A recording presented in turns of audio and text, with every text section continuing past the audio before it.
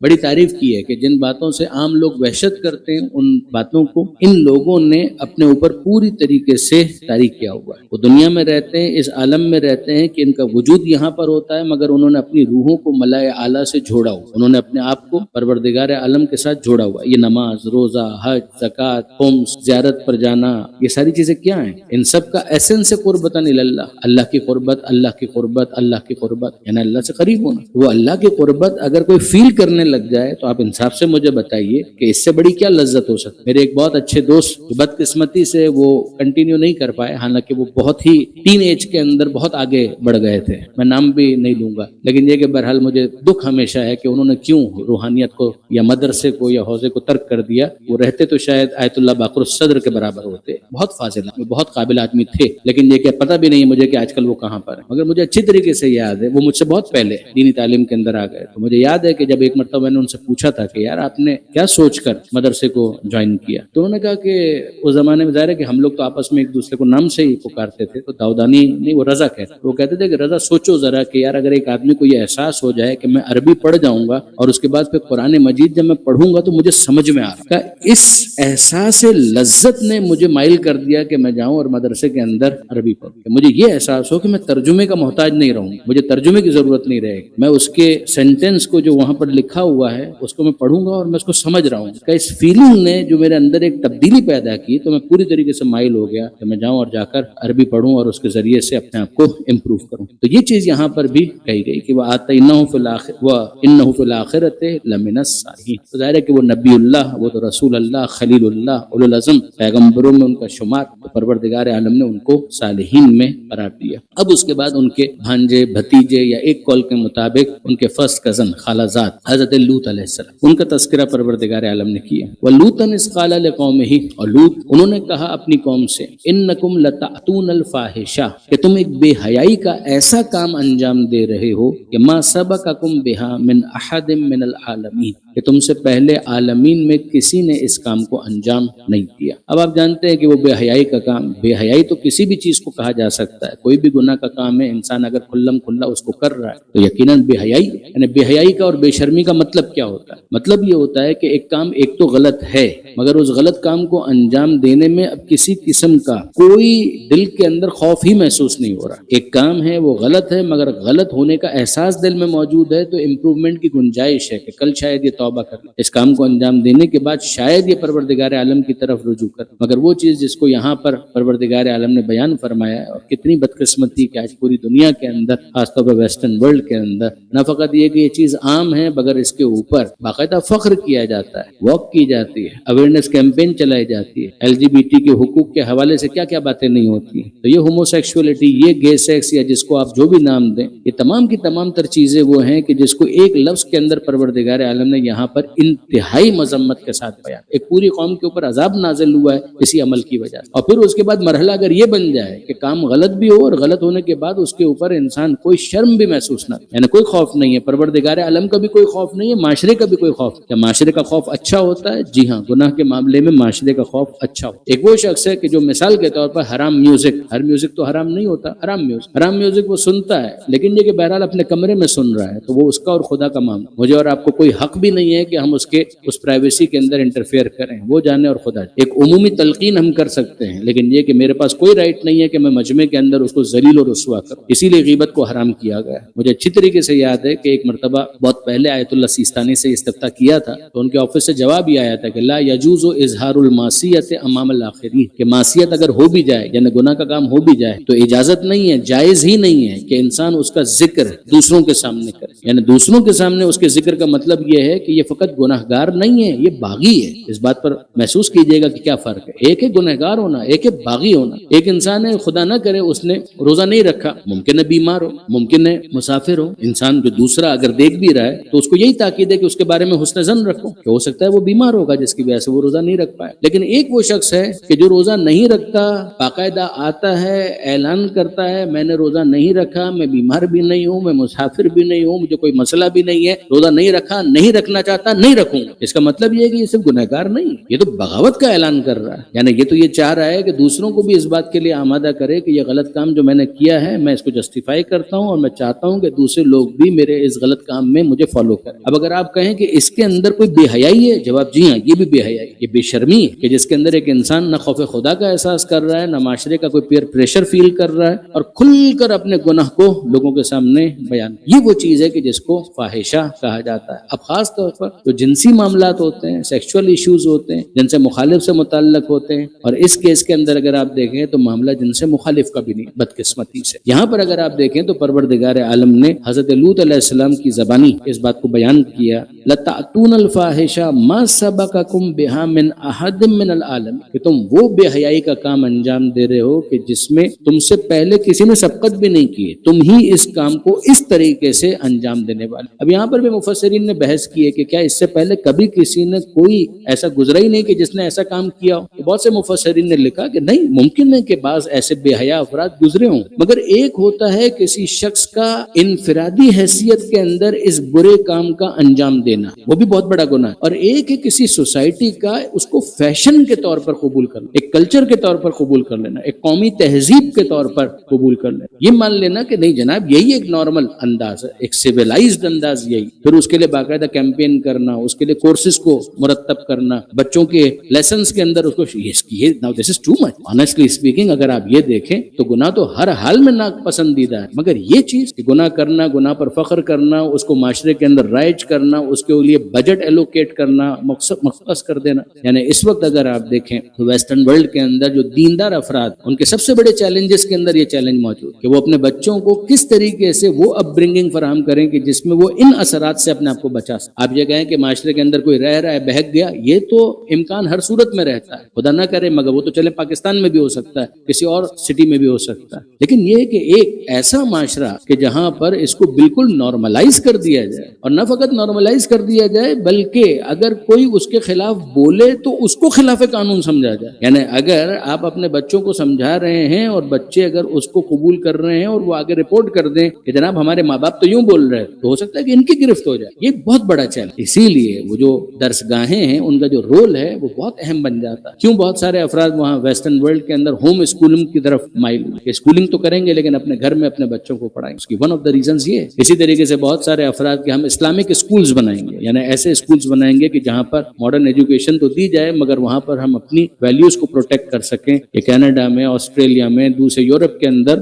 بہت بڑا ایک ایشو بنا ہوا ہے. اور یقین جانیے کہ ان تمام تر چیزوں کو آبزرو کرنے کے بعد پھر پاکستان کی قدر ہوگی. with all the problems, with all the atrocities that we are facing here, مگر یقین جانیے کہ ان تمام تر باتوں کے باوجود قدر ہوتی ہے. بہرحال ان مسائل کا سامنا ہم کو نہیں کرنا پڑ رہا. پرابلمز ہیں، بہت مسائل ہیں، اکیڈمکس کے بھی ہیں، ایجوکیشن کے بھی ہیں، 10 دوسرے مسائل، لیکن یہ کہ بہرحال یہ والی چیز ابھی تک یہاں پر اس انداز سے نہیں آئی ہے. انٹرنیٹ ہے، گلوبل ولیج بن چکا ہے، نیو ورلڈ آرڈر بھی ہے، سب ہے، مگر یہ کہ ابھی بھی بہرحال معاملہ اس حد تک خراب نہیں ہوا. یہ ایک بلیسنگ، ایک مسلمان معاشرے کے اندر جو کچھ بلیسنگز ہو سکتی ہیں ان کو بھی ہائی لائٹ کرنا. مثال کے طور پر آپ اسی معاشرے کے اندر دیکھ لیں تو شراب ایک ایسی چیز ہے کہ اگر کوئی پینا بھی چاہے تو اس کو بڑا اہتمام کرنا پڑے. واقعاً اس معاشرے کے اندر بڑا اہتمام کرنا پڑے گا. یہ نہیں ہوگا کہ گلی گلی پبس کھلے ہوئے ہیں کہ وہاں پر جائے اور انسان جا کر شراب پی لے. ایک مسلم معاشرے کی جو ویلیوز ہیں اس کے کچھ فوائد ہوتے ہیں. ان فوائد میں سے ایک فائدہ یہ یہاں پر پروردگار عالم فرماتا ہے کہ لوط علیہ السلام جب انہوں نے اپنی قوم سے کہا انکم لتأتون الفاحشہ، کہ تم ایک فاحشہ، ایک بے حیائی کا کام کر رہے ہو، اور ایسا کام کہ ما سبقکم بہا من احد من العالمین، کہ تم سے پہلے اس برے کام کو اس انداز سے فیشن بنا کر انجام دینے والی کوئی قوم نہیں گزری. انکم لتأتون الرجال، تم اپنی جنسی خواہشات کو مٹانے کے لیے مردوں کے پاس جاتے ہو، وتقطعون السبیل، اور راستے کو قطع کرتے ہو. راستے کو قطع کرتے ہو اس کی تفسیر میں نے دیکھا کہ بعض شیعہ سنی تمام علماء نے جو دقت کی ہے تو یہ کہا کہ راستہ فطرت کا، کہ جو پروردگار عالم نے فطری طریقہ رکھا تھا اس راستے کو تو تم نے ختم کر دیا. اگر یہ تمہارا کلچر بن گیا، اگر یہی تمہاری تہذیب بن گئی تو اس کا مطلب تو یہ ہے کہ جن سے مخالف کی طرف رغبت ہی اس سوسائٹی کے اندر آہستہ آہستہ ختم ہو جائے. ایز اے ریزلٹ تو پھر اس کے بعد نسل انسانی کے آگے بڑھنا اسی کو ایک طرح سے موقوف जाना जाए, वही खत्म हो जाए। तक्तऊन सबीला। दूसरी बात ये भी कही गई कि ये अपने इस बुरे फेल को अंजाम देने के लिए राहजनी भी करते थे, रास्ते के अंदर बैठ जाते थे, अगर मुसाफिरों में से कोई जा रहा हो तो उसको भी अगवा करके ले आते थे। ये हरकतें भी वो किया करते थे। वतअतूना फी नादीकुमुल मुनकर, और तुम ये करते हो कि एक तो बुरा काम करते हो, फिर उसके बाद ऐसी महफिलें सजाते हो कि जिन महफिलों के अंदर खुलकर सरेआम इन कामों को अंजाम दे। ये खुद अगर आप देखें तो एक और बहुत बड़ा बेहयाई का मरहला है। एक इंसान गुनाह करता है, उसका इजहार करता है, लोगों के सामने बयान करता है, ये भी बेहयाई, खुलकर बेहयाई। मगर एक और बेहयाई कि बाकायदा ऐसी महफिलें सजाई जाए, ऐसे क्लब्स बनाए जाए कि जहां पर यही काम किए जा रहे हैं, सड़कों पर ये काम किए जा रहे हैं, पार्कों के अंदर ये काम किए जाए, और उसके बाद इंसान ये कहे कि नहीं जनाब हमारे अंदर बड़ी बोल्डनेस आ गई है, हम बहुत ज्यादा बहादुर हैं, हम बहुत ज्यादा ब्रेव हो चुके हैं। ये वो चीज है कि जिसको इस्लाम जाहिलियत से ताबीर करता है। मैं पहले एक मरतबा जहालत और जाहिलियत के फर्क के ऊपर गुफ्तगू कर चुका हूँ, शायद यहाँ से भी की होगी, लिहाजा उसको रिपीट नहीं कर रहा हूँ, लेकिन ये कि बहरहाल ये याद रखिए कि अगर इस तरह के काम को इंसान बहादुरी से ताबीर करे तो इस्लाम की नजर में ये जहालत नहीं है, this is not mayor ignorance, ये जाहिलियत है, ये कंपाउंड इग्नोरेंस है। जहाँ पर एक अच्छा उन्वान कि बहादुरी एक अच्छा उन्वान है, मगर ले जाकर आपने चिपका दिया कहाँ पर, अगर कोई बेहया है तो इस बेहयाई का मतलब ये है कि वो बहुत ज्यादा बहादुर हो। जब लूत अलैहिस्सलाम अपनी कौम को समझा रहे थे, फमा काना जवाब कौमिही, तो उनकी कौम का जवाब क्या था, सिर्फ इतना, इल्ला अन क़ालू इअ्तिना बिअज़ाबिल्लाह, हम पर अब वो अल्लाह का अजाब ले आओ, जो तुम इतनी मर्तबा कहते रहते हो ना कि अल्लाह का अजाब आ जाएगा, अल्लाह का अजाब आ जाएगा, अल्लाह का अजाब आ जाएगा, ले आओ वो अजाब, इन कुन्ता मिनस सादिकीन, अगर तुम सच्चे हो ये काम कर गुज़रो। अब वापस याद कीजिए इस सूरह के आगाज में कि इन लोगों ने ये समझा है कि जो बुरा कर रहे हैं अयस्बिकूना, कि ये हमें शिकस्त दे सकते हैं। परवरदिगार आलम ने तमहीद के अंदर यही बात कही, जो मैंने कहा था कि इस केस स्टडी के अंदर आप इन तमाम तर चीजों को रिफ्लेक्ट होते हुए देख, तो वो क्या कह रहे हैं कि ले आओ वो अजाब, यानी क्या कर सकते हो तुम, क्या हमारा बिगाड़ सकते हो, बिगाड़ सकते हो तो बिगाड़, बहुत अल्लाह वाले बनते हो, बहुत पाको पाकीज़ा बनते हो, कहो अपने खुदा से कि माज़अल्लाह हम पर वो अजाब ले आओ, इन कुन्ता मिनस सादिकीन, अगर तुम सच्चे हो। ये मजाक उड़ा, ये मौकरी, ये इस्तेहज़ा है। काला, अब लूत अलैहिस्सलाम ने अपने हाथों को खुदा की बारगाह में फैलाया और कहा रब्बिन्सुरनी अलल कौमिल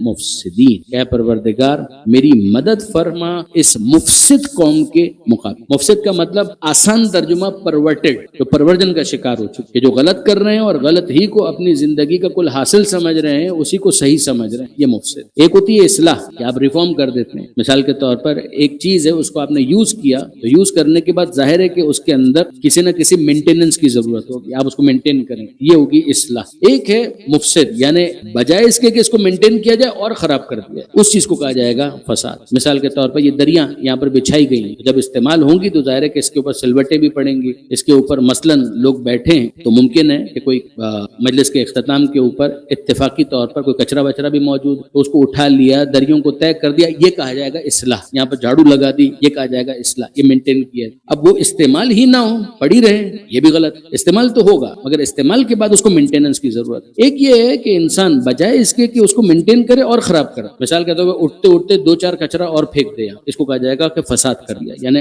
खराब कर दिया और ज्यादा मामले को बिगाड़ दिया। रब्बिन्सुरनी अलल कौमिल मुफसिदीन, क्या परवरदिगार मेरी मदद फरमा इस मुफसिद कौम के मुकाबले पर, यानी जो फसाद इन्होंने मचाया हुआ है उसके मुकाबले पर मेरी मदद। वलम्मा जाअत रसूलुना इब्राहीमा बिलबुशरा, अब ये देखिए कि परवरदिगार आलम का अंदाज, ये सदूम की वादी की बात हो रही है, यानी ज्योग्राफिकली अगर आप देखें तो जहाँ पर डेड सी है, बहरा मुर्दार जिसको कहा जाता है, उसके आसपास आज भी डॉक्यूमेंट्रीज वगैरह आप देखना चाहें तो यूट्यूब के ऊपर आपको मिल जाएंगी कि वहाँ के जो खंडरात वगैरह हैं पहले जमाने के अंदर, यानी जिस जमाने में कुरान नाजिल हो रहा था उस वक्त तो ये इलाके बिल्कुल मुशख्खस थे, बिल्कुल मुअय्यन थे, वाज़ेह थे कि ये हैं वो रुइंस और रिमेन्स और खंडरात के जिनकी बात हो रही है। अभी भी हैं, ऐसा नहीं कि खत्म हो गए, कम हो गए, लेकिन बहरहाल अभी भी मौजूद है। तो वहां पर जो अफराद रहते थे उनके ऊपर यह अजाब नाजिल हुआ। अब आप अंदाजा कीजिए कि इब्राहीम अलैहिस्सलाम, लूत अलैहिस्सलाम को इब्राहीम अलैहिस्सलाम ने ही हुक्म परवरदिगार से उस जगह पर मामूर किया कि तुम वहां पर जाओ। फिर जाहिर है कि लूत अलैहिस्सलाम खुद नबी थे तो उनके ऊपर भी वही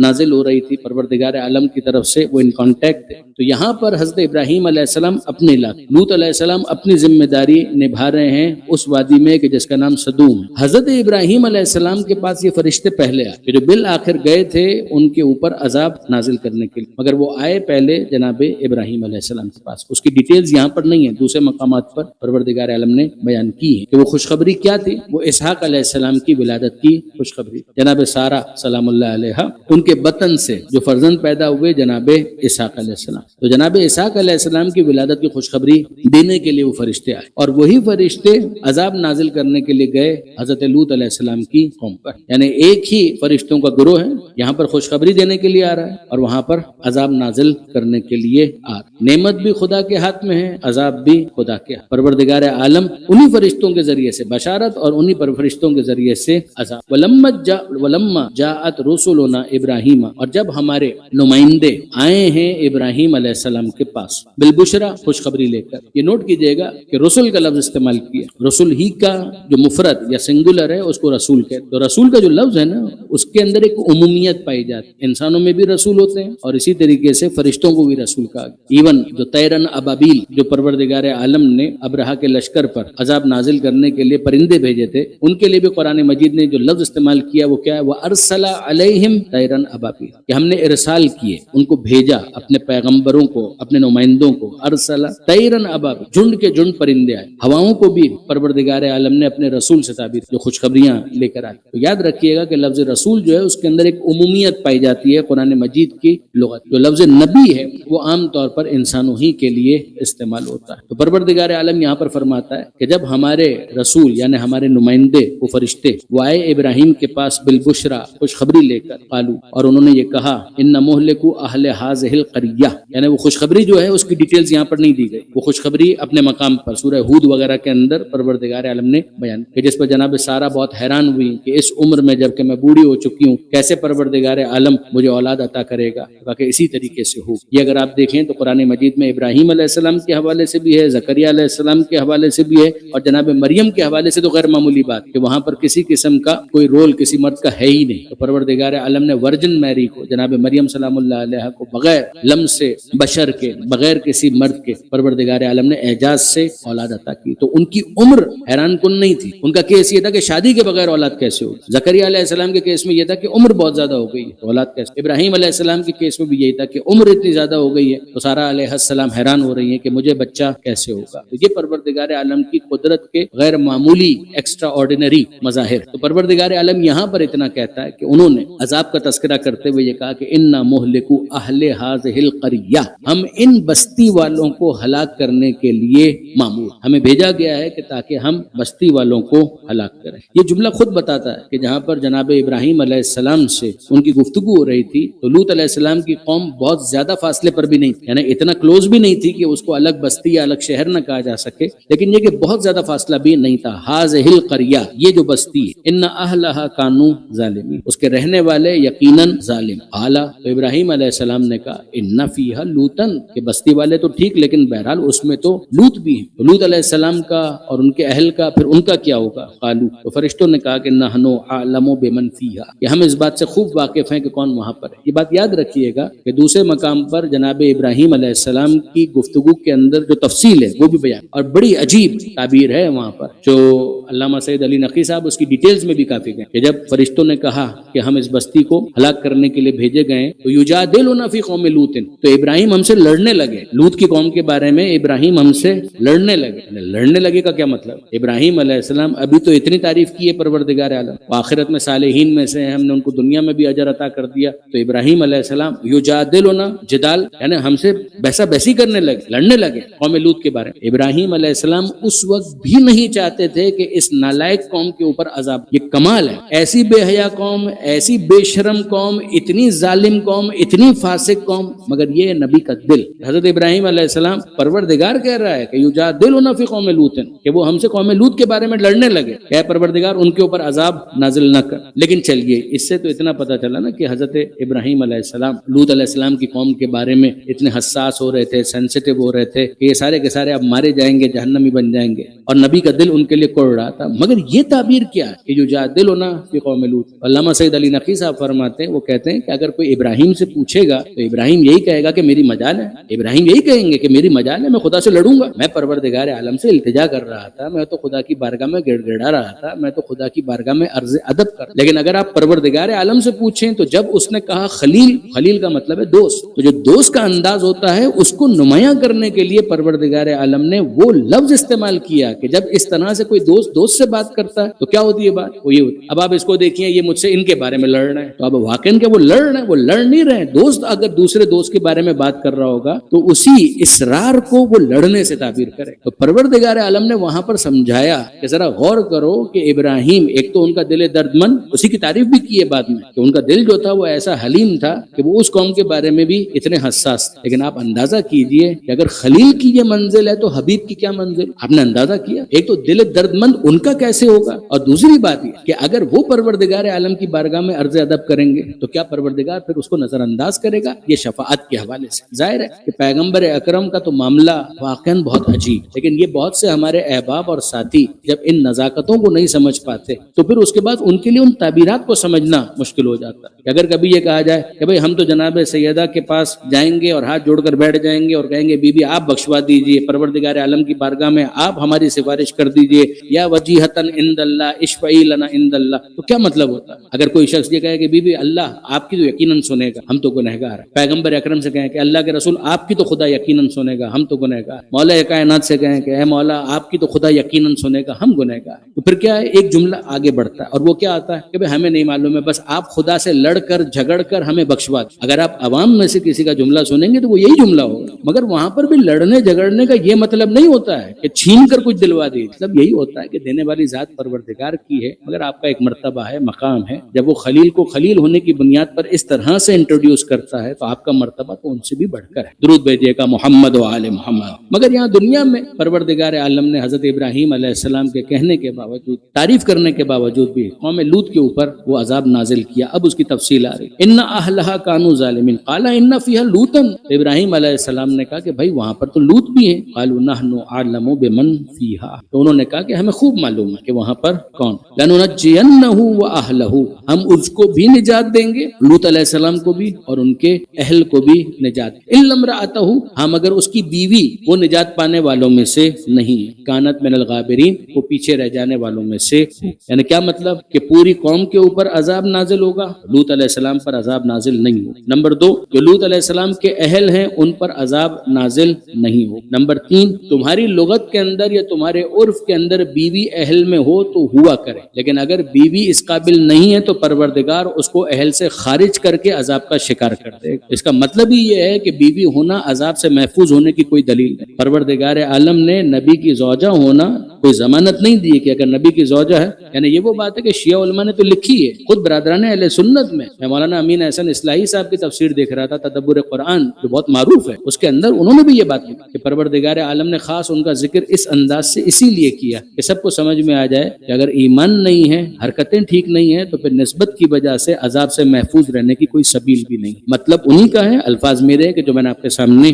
بیان کیے. یاد رکھیے گا عرف کے اندر اہل ہونا، لغت میں اہل ہونا وہ ایک الگ بات. باقاعدہ ہم نے پوری اسپیچ بھی اس موضوع کے اوپر اسی لیے کی تھی کہ ہمارے بہت سے نوجوان دوست تھے وہ لفظ اہل البیت کے حوالے سے پریشان ہو رہے تھے. یہ کیسے ہو سکتا ہے کہ بیوی اہل البیت میں شامل نہ ہو؟ عرف کے اندر ہے تو ہوا کرے، لغت کے اندر ہے تو ہوا کرے. ہم تو قرآن دیکھ رہے ہیں کہ نوح علیہ السلام کا بیٹا بیٹا ہونے کے باوجود اہل میں شامل نہیں ہوتا، لوط علیہ السلام کی بیوی بیوی ہونے کے باوجود اہل میں شامل نہیں ہوتی. تو یاد رکھیے گا کہ اہل میں شامل ہونے کا ایک معیار عرف کا ہے، قرآن توڑ دیتا ہے. ایک معیار لغت کا ہے، قرآن توڑ دیتا ہے. پروردگار عالم جس کو اہل سمجھتا ہے اسے چادر میں لینے کا حکم دیتا ہے اور پھر آیت تطہیر کو نازل کرتا ہے. لننجینہ واہلہ الا امرأتہ. تو ہم ان کو نجات دیں گے، ان کے اہل کو بھی نجات دیں گے، مگر ان کی بیوی وہ نجات یافتہ نہیں ہے. کانت من الغابرین. وہ پیچھے رہ جانے والوں میں سے. ولما ان جاءت رسلنا. اور جب ہمارے نمائندے، ہمارے فرشتے پہنچے لوط علیہ السلام کے پاس، لوطن سیء بہم وضاق بہم ذرعہ. وہ غمگین ہو گئے اور ان کے دل میں ایک تنگی کا انہوں نے احساس کیا. یہ کیوں ہوا؟ اس لیے کہ وہ جو فرشتے ہیں یہ بآخری اس قوم کا امتحان. وہ آئے ہیں تو متشکل ہوئے ہیں، یعنی پیکر بشری میں آئے، انسانی شکل میں آئے اور نوجوان لڑکوں کی شکل میں آئے. یہ قوم اتنی مفسد، بے شرم، بے حیا، وہ پرورجن. اور ایسے میں انہوں نے جب 2 3 4 جتنے بھی فرشتے تھے ان کو اس طریقے سے دیکھا، خوبرو، خوش شکل، خوبصورت، تو اپنے اسی فساد کے لیے انہوں نے ان کو بھی استعمال کرنے کا ارادہ تو کرنا ہی کرنا ہے. لوط علیہ السلام اینٹیسپیٹ کر کہ میرے مہمان ہیں اور مہمانوں کے سامنے مجھے رسوا ہونا پڑے. میں ان کو کیا سمجھاؤں کہ یہ قوم جو میری ہے یہ قوم کتنی پرورٹڈ ہو چکی. وقالوا لا تخف ولا تحزن. اور واقعی واقعی انہوں نے یہی کیا. دوسرے مقام پر اس کی تفصیل آئی ہے تفاسیر وغیرہ کے اندر کہ وہ دوڑے دوڑے آئے اور لوط علیہ السلام سے مطالبہ کیا کہ یہ مہمان ہمارے حوالے کر. تو اس موقع پر لوط علیہ السلام کی گفتگو بھی ہے, اس کو اس وقت ہم ترک کر رہے ہیں, قرآن مجید کی ان آیتوں کے اندر تفصیل نہیں. تو فرشتوں نے کہا کہ لا تخف ولا تحزن, قالوا, انہوں نے کہا لا تخف, اے لوط خوفزدہ ہونے کی ضرورت نہیں ہے, ولا تحزن, غمگین ہونے کی بھی ضرورت, یعنی نہ اندیشہ کریں, نہ آپ خوف کریں کہ یہ ہم کو نقصان پہنچائیں گے, آپ کو نقصان پہنچائیں گے, نہیں, نقصان نہیں پہنچا سکتے. اور غم بھی نہ کریں, جو ہو گیا وہ ہو گیا. غم کا تعلق ماضی کے ساتھ ہوتا ہے, خوف کا تعلق مستقبل کے ساتھ ہوتا ہے. انا منجوک و اہلک, ہم آپ کو بھی نجات دیں گے اور آپ کے اہل کو بھی نجات دیں گے, الا امرأتک, سوائے آپ کی بیوی کے. پھر ایک مرتبہ وہی بات کہ آپ کی بیوی جو ہے اس کو نجات نہیں ملے گی. کانت من الغابرین, وہ پیچھے رہ جانے والوں میں سے. انا منزلون علی اہل هذه القرية رجزا من السماء, ہم اس بستی کے اوپر, بستی کے رہنے والوں پر آسمان سے عذاب کو نازل کریں گے, بما كانوا يفسقون, ان کے اس فسق کی وجہ سے, ان کے اس گناہ مسلسل کی وجہ سے, جو انہوں نے اپنی تہذیب اور اپنا فیشن بنا لیا ہے, اس کی وجہ سے ان کے اوپر عذاب نازل ہوگا. وَلَقَدْ تَرَكْنَا مِنْهَا آیَةً, اور یقیناً ہم نے ان کو باقی رکھا, چھوڑ دیا, ترک کیا, ایک نشانی بنا کر. ابراہیم علیہ السلام کے کیس میں بھی یہی کہا گیا آیات, نوح علیہ السلام کے کیس میں بھی کہا گیا آیت, اور یہاں پر بھی کہا گیا ہم نے ان کو اپنی ایک نشانی بنا دیا. یعنی بعد والے اس جگہ سے گزرے تو ان کو یاد آئے کہ یہ لوگ کیا کیا کرتے تھے کہ جن کی وجہ سے ان کے اوپر عذاب نازل ہوا. جب ان کے سامنے یہ تذکرہ کیا جائے تو ان کو یاد آئے. ایک یہ ہے کہ ریمینز کو دیکھیں, روئنز کو دیکھیں, کھنڈرات کو دیکھیں اور ان کو سمجھ میں آئے کہ کیا ہوا تھا ان کے اوپر. اور ایک یہ ہے کہ ان کے سامنے جب بیان آئے کہ ایسی ایک قوم گزری تھی تو ان کو یاد کہ اچھا ایسا کرنے کی وجہ سے خدا کا عذاب نازل ہوتا ہے. یعنی اتنا تو طے ہے کہ خدا راضی نہیں اس کام, خدا کی طرف سے انتہائی نقمت ہے, پروردگار کی طرف سے انتہائی وارننگ ہے, تحدید ہے ان کاموں کے لیے. آیتن بینہ لقوم یعقلون, مگر یہ اس قوم کے لیے کہ جو عقل استعمال کرے, جو کم سے کم اس طرح سے 2+2=4 نتیجہ حاصل کر سکے. اس پر آگے مزید بھی بات. جہاں مصائب کے 2 جملے فقط میں عرض کرنا چاہ رہا ہوں. حضرت ابراہیم علیہ السلام کے بارے میں کہا گیا کہ ہم نے ان کو صالحین میں سے, آخرت میں وہ صالحین میں سے, واقعہ کربلا میں جتنے تھے وہ سب کے سب صالحین میں سے, سب کے سب صالحین میں سے. ہم خاص جب نماز پڑھتے ہیں تو یہ کہتے ہیں السلام علینا وعلی عباد اللہ الصالحین, اللہ کا سلام ہو, سلامتی ہو پروردگار عالم کی طرف سے ہم پر بھی اور اللہ کے صالح بندوں پر. حسین سے لے کر علی اکبر تک, حبیب ابن مظاہر, مسلم بن اوسجا, یہ سب صالح, کیا شک ہے, حسین تو ان کے سردار. مگر جب زیارت ہم دیکھتے ہیں تو زیارت کے اندر ہمیں خاص طور پر ایک شخصیت ہے کہ جس کو عبد الصالح کہہ کر مخاطب کرنے کا, اور وہ کون ہے؟ حضرت ابو الفضل عباس. السلام علیکہ ایھا العبد الصالح, ہمارا سلام ہو آپ پر اے عبد صالح, المطیع للہ ولرسول, وہ کہ جس نے اطاعت کی اللہ کی بھی, اللہ کے رسول کی بھی, مولا کی بھی, حسن کی بھی, حسین کی. میں اس بات کی گواہی دیتا ہوں اشہد انک لم تہن ولم تنقل, کہ نہ آپ نے ذرا سی بھی سستی اور کمزوری کا مظاہرہ نہیں کیا, اور واقعاً سستی اور کمزوری کا کوئی مظاہرہ. جو کام ہو حسین ابن علی کا تو حکم دیا جاتا ہے عباس علمدار کو. یہاں تک کہ ایک عجیب جملہ جو بعض مقاتل کے اندر آیا, علماء نے بھی اس کو بیان کیا کہ جب حسین ابن علی ذوالجناح سے زمین کے اوپر گرے تو جب گر رہے تھے تو 3 مرتبہ کہا عباس عباس عباس. پھر اس کے بعد دوسری بات ہے, اور وہی عباس علمدار وہ ہیں کہ جن کے بارے میں مشہور روایت یہ ہے کہ ہر سر جو تھا وہ نو کے نیزہ پر بلند تھا, مگر عباس علمدار کا سر جو تھا وہ گھوڑے کی گردن میں باندھا تھا. جیسے کہ جب بھی نو کے نیزہ پر بلند کیا جاتا تھا تو نو کے نیزہ سے یہ سر زمین کربلا پر آ جاتا. نو کے نیزہ سے یہ منظر عباس علمدار شہادت کے بعد بھی نہ دیکھ سکے کہ زینب ہو اور سر پہ چادر, ام کلثوم ہو اور سر پہ چادر نہ ہو. اور عین ممکن ہے کہ عباس سے یہ بھی برداشت نہ ہوتا ہو کہ سکینہ ہو اور اس کے ہاتھوں میں رسیاں باندھی. الا لعنت اللہ علی القوم الظالمین وسيعلم الذين ظلموا ايام منقلب ينقلبون. بار الہ اس قلیل توسل کو قبول فرما, مرحومین کی مغفرت فرما, بیماروں کو شفا عطا فرما, بے روزگاروں کو رزق حلال عطا فرما, پاکستان کو استحکام عطا فرما, زمانے کے امام کے ظہور میں تعجیل فرما, ہمیں ان کے اعوان و انصار میں شمار فرما. ربنا تقبل منا انک انت السمیع العلیم.